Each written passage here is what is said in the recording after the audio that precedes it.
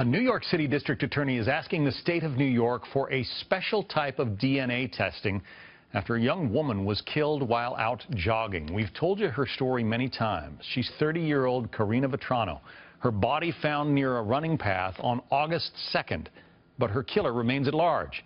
7 days later, officials collected male DNA evidence from her body, but no matches have been found in any database.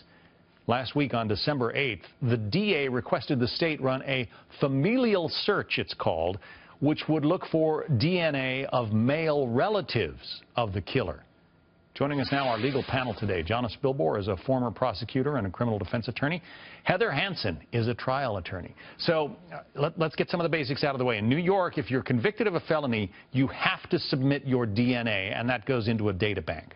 Not just a felony, John. Some misdemeanors as well. That's true. So they have not found anybody anywhere in the nation whose DNA matches the guy who killed this woman. Right. And how odd is that? Because this person is a monster. The things he did to this woman are terrible. So is this the first time he's committed an offense, or has he just gotten away with quite a few crimes over the course of his, we're assuming it's a man, the course of his life? But I don't like this notion of the familial DNA testing, even though I would love for this crime to be solved. All right, well, let's tell people what it is. So they look at the DNA. You know, she had skin under her fingernails from fighting off the attacker. They got the DNA profile. They are able to process that and then compare it to other people who might be family members of the killer. Right, and this has worked. In California, a serial killer who killed 11 people called the Grim Sleeper. Lonnie Franklin Jr. That's right. Gosh, you have a good memory. That person was caught as a result of this type of testing. They test family members. They don't go and arrest those family members. What they do is they question them. They use it as a lead, John, to see whether or not they can actually find the perpetrator of these types of crimes. I agree with Jonna. It is a scary notion, but if it is narrowly tailored, if it is only serious and violent crimes, if it is the last resort when all other investigative options have been exhausted, this can work, and it's certainly a lead that investigators want to be able to follow. We had that video up just a moment ago of Lonnie Franklin Jr. Police had no clue. I mean, there were 10, 11 women dead, maybe more than that.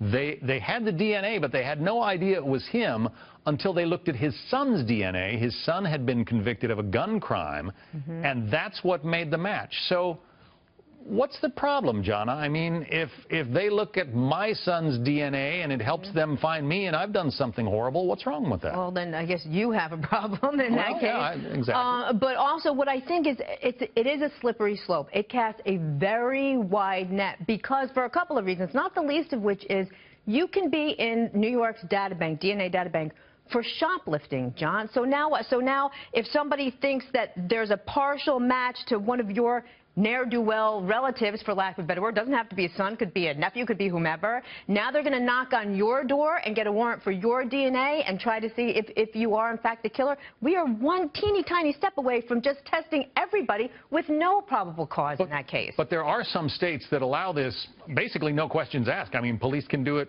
automatically, well, right? And the thing is, in those states, they have been narrowly tailored. I do think that there has to be statutes. I do think that there has to be guidelines. I do think it has to be limited to serious violent crimes, because without that, it can turn into a fishing expedition, and that's not what anyone wants. But in situations like this one, where there is a threat to that community, there is someone on the loose who, as Jonna said, may have committed other crimes. If you can narrowly tailor this and have the right maintenance of it to make sure that it's narrowly tailored, I think it's the right thing. Well, and in the Karina Vetrano case, I mean, there is a monster still out there. Killed this woman in broad daylight, essentially on a public jogging path. Yeah. Brutally. Especially brutally, and this person is still out there. Yeah, it's, listen, there's also concerns because African Americans and Hispanics are more likely to be impacted by this than others. There's a lot of constitutional questions, but we can... Because they make up the majority of those incarcerated. That's right, and so just like anything else, John, there's risks and benefits, and you have to narrowly tailor it to fit the situation. Here, I think there are ways to do it so that they can maybe catch this guy. Yeah, well, I'm sure that her parents are desperate. Yeah, they are desperate for any information about whoever killed their daughter. Can't blame them. Jonna Spilbor, Heather Hansen, thank you both. Thank you, John.